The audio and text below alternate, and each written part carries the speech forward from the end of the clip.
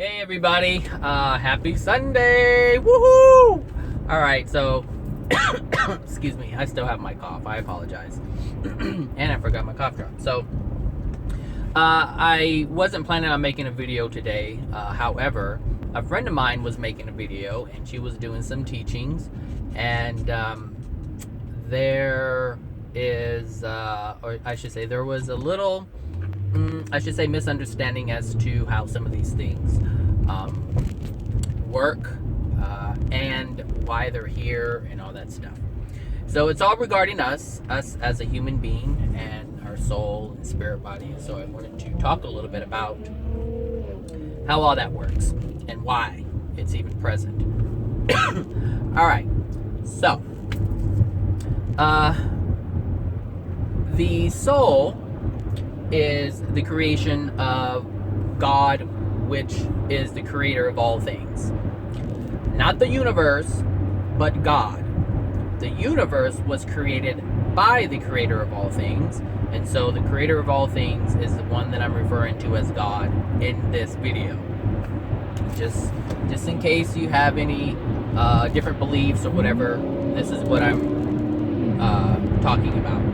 So God created souls, and when God created the souls, they were basically empty containers. They were not yet conscious of themselves. They were not. There was no consciousness within the soul. Therefore, there was nothing the soul could be conscious of because it wasn't conscious. It was not yet. It was just a container, a vessel, if you will. And so, when God put consciousness into the soul then became aware. And I kind of mentioned this in a past video, but for those who don't know, I am a past life regressionist, so I take people back to past lives. But at some point, I can't go any further. The soul can't go any further because there was a point where there was a beginning for the soul. And the soul can't have consciousness before it had consciousness. So there's a starting point for souls, not for God. I can't talk about God because I don't have that information. And to be honest with you, I don't think there is anyone out there or any being out there who does. There's always a limit of information that is allowed by other souls out there, regardless of what their incarnation is, even in spirit form. If there are, I don't know about them, so that's why I can't talk about God. I can't talk about God because I don't even know where God comes from. So, going back, once the soul is created, the soul has two halves. One part being the masculine and one part being the feminine. So imagine a circle with a line down the middle. That is the soul. And so when a soul incarnates, only half of it incarnates. Either the masculine half or the feminine half. Now I'm not going to get into heterosexuals, homosexuals, and things like that, because that's a different topic in terms of how souls incarnate and why that even happens. But just for the sake of simplicity for this video, there are two halves for a whole soul. And so when a soul decides to incarnate, only half of it comes down and incarnates into a body. Now what the soul does is it creates a spirit body and a physical body. And it needs this in order to have an experience. And so within your physical body, you have, let me say this. The spirit body is created first, and then the physical body is created later.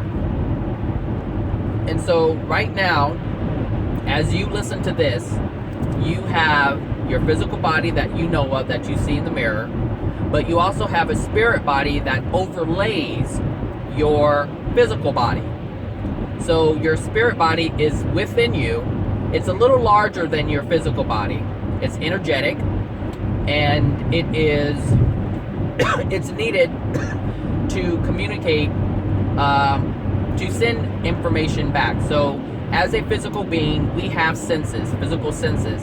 And so we can touch things, we can smell things, we can hear things. These are the physical senses that we have.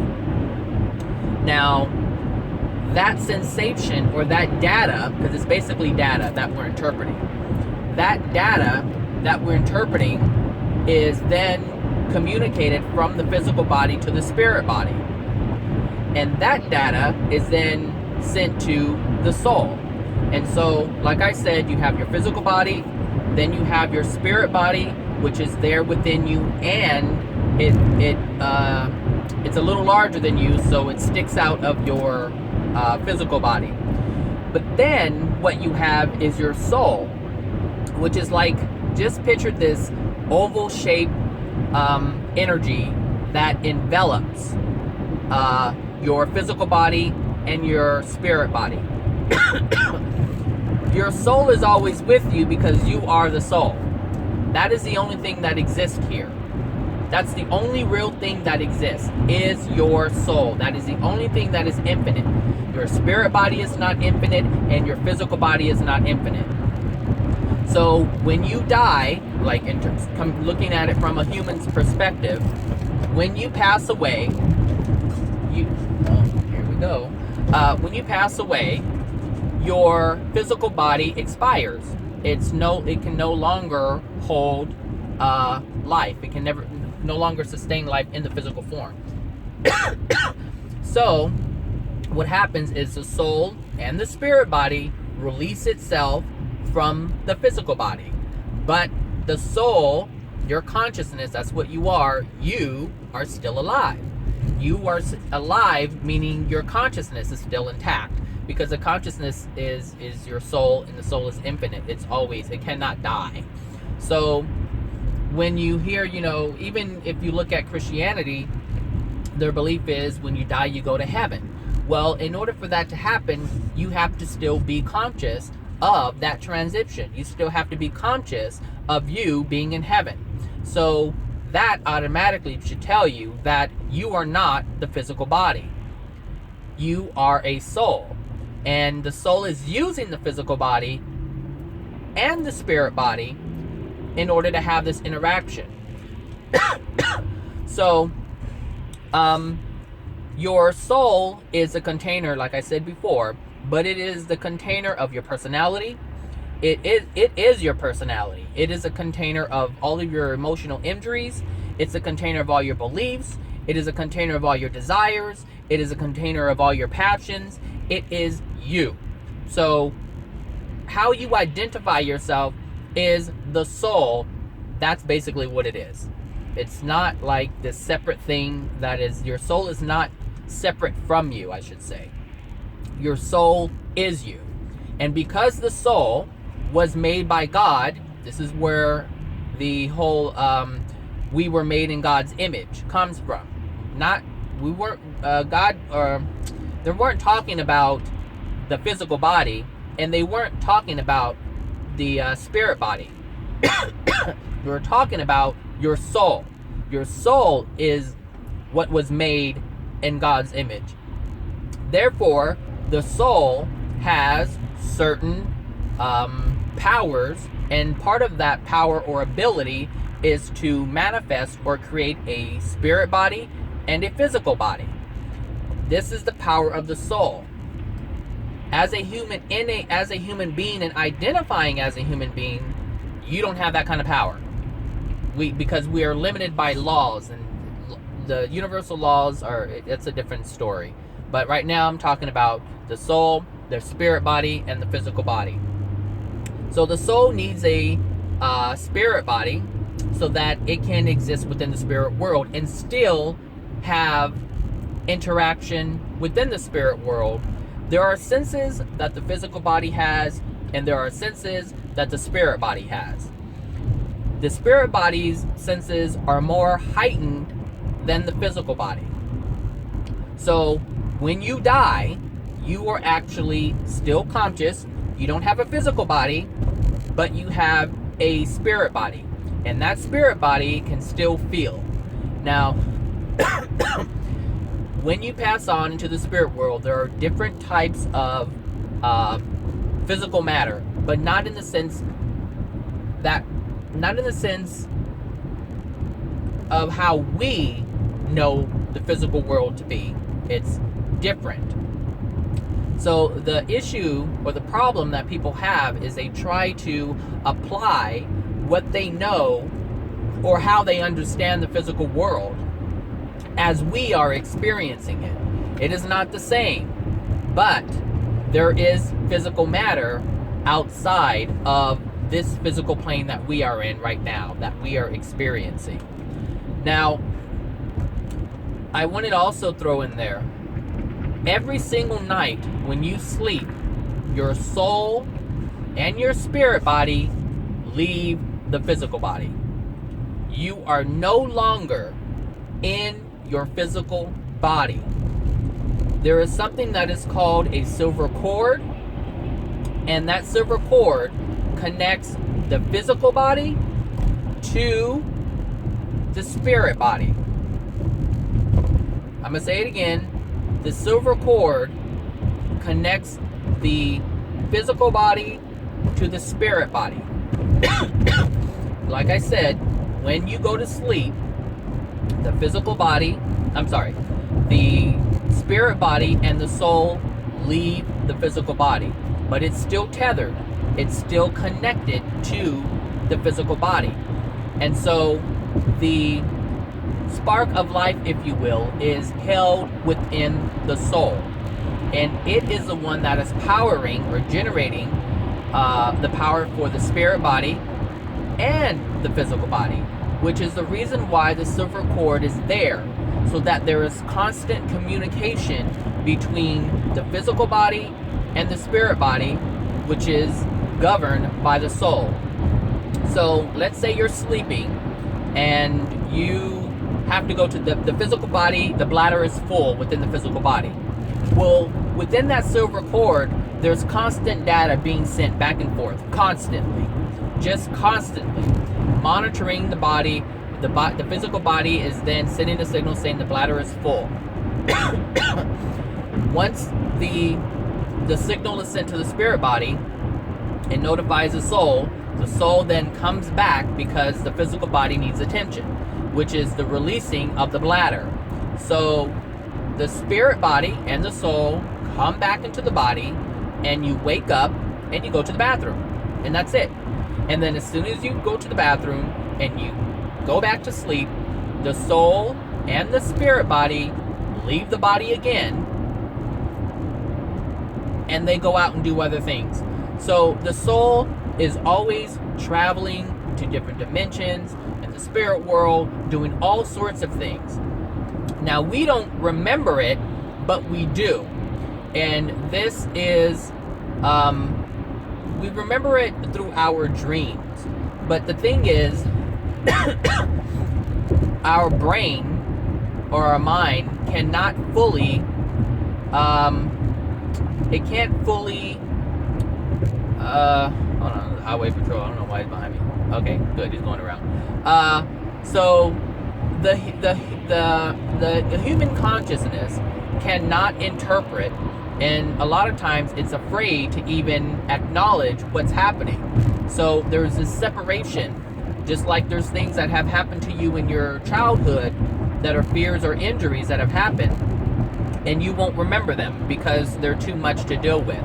You're afraid, or it's just emotionally too painful, and so we don't acknowledge it, and a lot of times we block it out, but it's the soul's doing. So when the body, that's what I was going to say. So this is what is happening when people have astral projection. When they're able to release themselves from the body, they're actually aware. They're conscious of what's going on. They're conscious of them, of their soul leaving the body. And so they say, I left my body and I was out doing this and out doing that. They remember it. That's because they're not afraid of it. And so if it's a desire to remember what is going on, then it will remember. But if you have no interest in it, if you have no desire to know what's going on, then you won't. So astral projection is what's basically happening every single night of your life when you're sleeping. Even in the day when you're sleeping. The soul is vacating the body, but it still has the silver cord to it, so that's how it's able to remain alive, is because that spark of life that the soul has, the ability to maintain life or sustain life, is done through that silver cord. I don't even know what street I get off of. I'll go to the next one. So that's that. Hopefully that explains some of this confusion about the soul and the spirit body and the physical body. And the reason why I brought this up is because heaven was being talked about, and how it's believed or said that, you know, I guess you feel things in heaven, like pain, or you don't feel pain, or you don't feel this. And so the logic behind it was that the person had was, how can you feel all of these things if you don't have a physical body? Well, you don't have a physical body, you have a spiritual body, a spirit body. And so the spirit body has the same ability, the same senses. The only thing is they're more intense. They are intensified in how they are interpreted by the spirit body. It's not as limiting as the physical body. So can you feel pain when you in the spirit world? Absolutely. One, because all of your emotional pain is held within your soul, which is why when you incarnate, it's still there. So when you die, I should say, not when you die, but when you leave your physical body, when you're done having your physical experience here, and everybody has a funeral and all that stuff, you automatically go to the spirit world. But all your problems, all your injuries, all of that stuff is still intact. So if you were living a sad life on this planet in physical form, you're going to still have that on the other side. You still have to work this stuff out. This stuff doesn't leave you. It doesn't leave you at all. All your emotional injuries are still present within you. All your karma, all that stuff that you have to work out, you still have to work out. It doesn't disappear just because you die. And I'm not even going to get into the heaven thing. I just wanted to talk about the soul, the spirit body, and the physical body, and how they're all different, how they came to be, and why they're even present. So it's all for the soul to have a physical experience. So kind of look at the physical body and the spirit body like robots. They're just tools in order for the soul, which is the only thing that really matters. It's the only thing that really exists. I mean, your body matters. Of course, we have to love the things that are created by the creator and by the souls. So it's important to understand this, because when you try to understand things in the physical world, it's easier to understand it knowing who and what you are and how you operate and why you're here, versus trying to understand it from the physical perspective or the human perspective that lacks the knowledge of the physical world, or lacks the knowledge of your soul, which is you. So again, you're not separate from the soul. The soul is you, but the soul is having an experience through the means of the spirit body and the physical body. All right.